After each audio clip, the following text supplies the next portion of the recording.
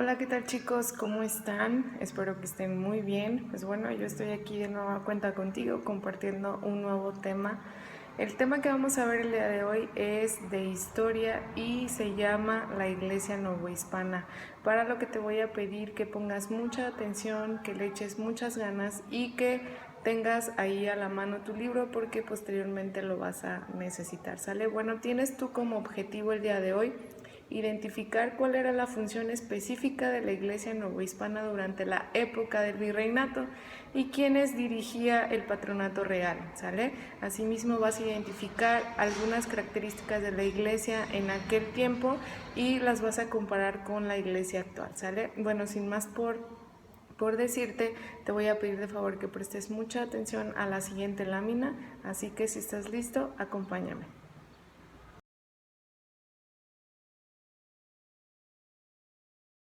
Bueno, aquí te comparto este pequeño esquemita de la Iglesia Novohispana y pues como lo dice ahí, la Iglesia Novohispana fue de gran importancia durante el virreinato, pues los reyes españoles eran los que gozaban de un patronato real. ¿A qué me refiero con un patronato real? Bueno, pues se refiere al privilegio y facultad que los papas dan o dieron a los reyes de distintas monarquías europeas para ser oídos de una decisión papal, es decir, ser partícipes de una decisión papal, ¿de acuerdo? Bien, estos reyes que designaban, ellos designaban precisamente a todas las autoridades eclesiásticas. Una autoridad eclesiástica se refiere a la Iglesia Católica, ¿sale?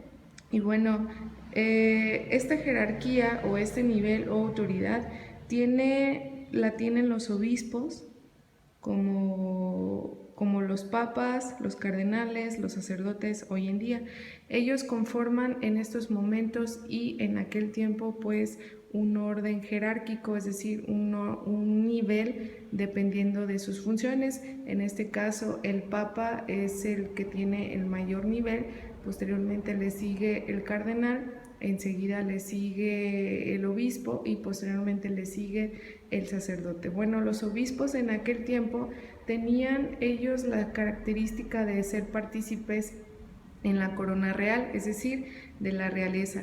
Ellos anteriormente podían ser virreyes por el cargo que tenían y ellos eran los que se encargaban precisamente de todo lo relacionado con los asuntos religiosos, ya sea lo administrativo hasta lo religioso como tal.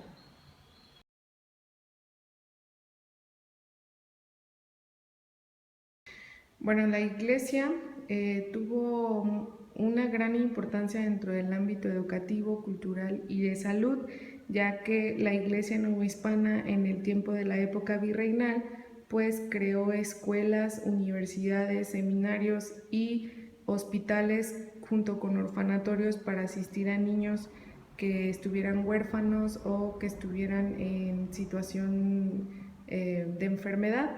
Entonces, en el ámbito educativo, cultural y salud, algunas escuelas, seminarios y universidades siguen vigentes, más adelante lo vamos a ver. Pues bueno, también la sociedad era muy religiosa en ese tiempo, pues ellos rendían culto a todos los santos y junto con la Virgen de Guadalupe hacían diferentes procesiones para celebrar a cada uno de los santos y junto con la Virgen de Guadalupe. Bueno, como pudiste observar, la iglesia novohispana en la época del virreinato tuvo gran importancia, ya que los reyes españoles eran los que gozaban de un patronato real. ¿Y qué es entonces un patronato real? Bueno, este patronato real se refiere precisamente al privilegio y facultad que los papas le dieron a los reyes de distintas monarquías europeas para ser oídos de una decisión papal, es decir, ser partícipes de las decisiones que el papa tomaba en el cargo vinculadas a las personas de la Iglesia Católica. Bien, estos reyes designaban a todas las autoridades eclesiásticas. Estos reyes formaban cargos importantes a la iglesia eclesiástica. Recuerda que la palabra eclesiástico se refiere a la iglesia católica, ¿sale? Es decir, estos pertenecían a una jerarquía, a un nivel de autoridad. Por ejemplo, primeramente se encontraba el Papa como mayor autoridad, enseguida el cardenal, posteriormente un obispo y posteriormente un sacerdote. Y si tú sigues investigando cómo se relaciona o cómo se forma la jerarquía o el organigrama de la iglesia eclesiástica o de la iglesia católica, pues tú podrás observar que en estos momentos pues existen más cargos a nivel mundial.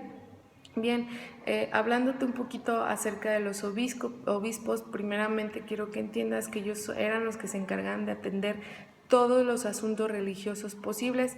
Estos solían ser de altos funcionarios de la corona española, es decir, eran de la realeza. Incluso estos obispos llegaron a pertenecer a cargos de virreyes, es decir, llegaban a ser virreyes, y estos eran muy influidos para la iglesia novohispana y de intereses políticos, ¿sale? Bien, la iglesia desempeñó además de todo esto pues un papel muy importante dentro del ámbito educativo, del ámbito social también y del ámbito de salud, pues ellos crearon escuelas, seminarios, universidades y posteriormente también crearon hospitales y orfanatos para asistir a esos niños que en situaciones de calle, para asistir a niños con enfermedades, para preparar a los sacerdotes en ese tiempo, los que tuvieran un llamado para ser sacerdotes. En ese tiempo ya existían los seminarios, ¿de acuerdo? Bueno, la sociedad novohispana era profundamente religiosa y confiaba mucho en los milagros que había en ese tiempo. Era una iglesia que veneraba a los santos y que se apreciaba mucho en cada tiempo hacer procesiones a estos santos. También eran muy devotos a la Virgen de Guadalupe, lo cual ahora es un símbolo de identidad novohispana para la iglesia eclesiástica. Bien, dentro de las festividades de la religión católica marcaban el ritmo de una vida cotidiana, ya que había procesiones, como te lo había mencionado, las que adornaban las calles con flores, con bailes de estilo mesoamericano, entre otros, ¿no? Por ejemplo, el 12 de diciembre, lo vamos a ver más adelante, el 12 de diciembre, cada año del 12 de diciembre se celebra aquí el cumpleaños de la Virgen de Guadalupe, por lo tanto, pues hacen procesiones ya sea aquí en Zamora o si no pues también en otras regiones del estado de Michoacán o si no pues en otras regiones de la República Mexicana. Se hacen procesiones en honor a la Virgen de Guadalupe para rendirle culto porque ella representa un sentido de identidad para los mexicanos. Bien, ahora quiero que te pongas muy atento porque vamos a ver la siguiente lámina y es referente a la aparición de la Santa Inquisición. ¿Quién era la Santa Inquisición? ¿Cuándo apareció y a qué se dedicaba? Acompáñame.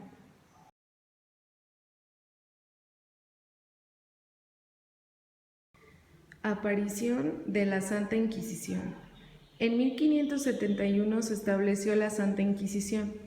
Esta se encargaba de castigar y juzgar a quienes se alejaban de la fe católica. Bueno, como pudiste observar, en 1571 entonces apareció la Santa Inquisición, también llamada el Tribunal del Santo Oficio. Bueno, este lugar se encargaba precisamente, como lo viste ahí, de juzgar y castigar a las personas que se alejaran de la fe católica.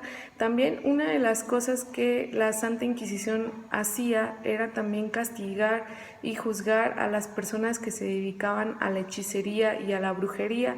A lo mejor no lo hacían con tanta severidad como lo hacían con las personas que se alejaban de la fe católica, pero también eran castigadas más moderadamente, se podría decir menos que las personas que se alejaban de la fe católica.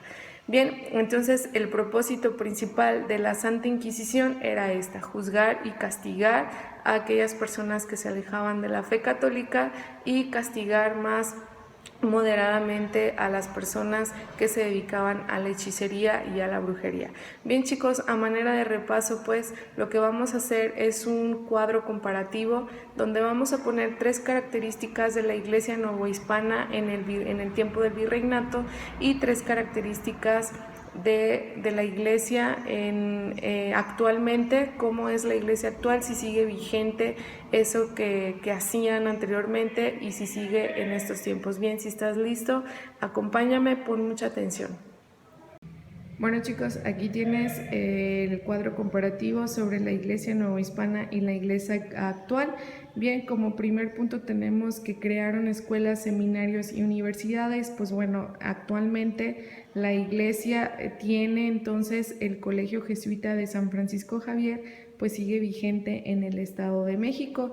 Bien, como segundo punto dice que adornaban las calles para adorar a los santos y rendirle culto a la Virgen de Guadalupe. Entonces, como iglesia actual aún se sigue haciendo, pues se rinde culto a la Virgen de Guadalupe y tiene fecha especial de cumpleaños cada año. Posteriormente, el último punto, como última característica, tienes que las procesiones eran muy frecuentes haciendo bailes estilo mesoamericano. Pues bueno, actualmente la iglesia actual realiza procesiones en honor a la Virgen de Guadalupe cada año, ¿sale? Específicamente se realizan este tipo de procesiones o bailes mesoamericanos cada 12 de diciembre de cada año. Bueno, como viste, pues entonces la Iglesia Novohispana creó escuelas, seminarios y universidades y actualmente pues aún existe el Colegio Jesuita de San Francisco Javier, que se encuentra en el Estado de México. También otros seminarios y universidades católicos también fueron y están actualmente en servicio, así que si tú gustas investigar acerca más de estas escuelas, estos seminarios y universidades, puedes hacerlo y puedes dejar tus comentarios de lo que investigaste aquí abajo, ¿sale? Bien, entonces quedamos en que la sociedad novohispana era muy religiosa, ¿verdad? Y que adornaban las calles para adorar a los santos y rendían culto especial a la Virgen de Guadalupe. En la actualidad aún se rinde culto a la Virgen de Guadalupe, no tanto a los santos, pero sí se le rinde culto a la Virgen de Guadalupe, ya que esta tiene una fecha de cumpleaños especial. Y recuerda que cada año se realizan procesiones en honor a la Virgen de Guadalupe. Pues bueno, estas procesiones en la época virreinal dentro de la iglesia novohispana eran muy frecuentes porque adornaban todas las calles con flores y solían realizar bailes estilo mesoamericano. De hecho, no sé si tú hayas podido percatarte en las procesiones que hacen aquí en Zamora o en algún otro lugar donde hay bailes mesoamericanos, hay bailes mayas. Si tú quieres investigar acerca de estos bailes, bueno, puedes hacerlo, inclusive puedes poner en YouTube algún baile que se realice en las procesiones del 12 de diciembre y ahí te van a aparecer. Tales son como el de los aztecas, por ejemplo, y el baile de las guarecitas, en este caso cuando un grupo de personas se viste, se caracteriza como guarecita, como indito y baila para la Virgen de Guadalupe. Bueno chicos, pues esto ha sido todo por hoy y a manera de cierre, pues entonces hablamos de la Iglesia Novohispana y su importancia como autoridad eclesiástica.